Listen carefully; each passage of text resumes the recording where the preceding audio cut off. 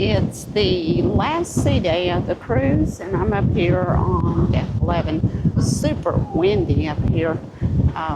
It's about 7 a.m. I was waiting for coffee, but that didn't work out. So just came up here, gonna watch the sunrise.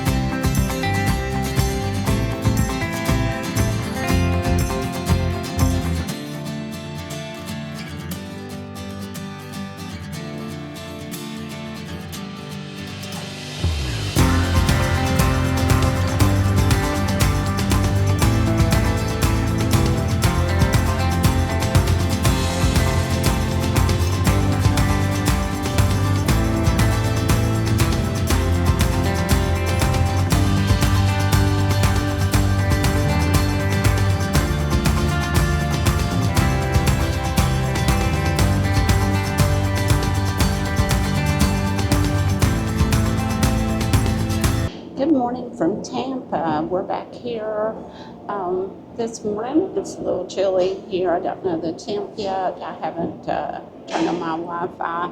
And I got my last breakfast of huevos rancheros from the Blue Iguana Cantina. And I got a coffee. So take a look at breakfast. I also have pico and watermelon salsa to go with this. So we'll be headed out about 8 o'clock to get off the ship, and I'll have an update for you along the way.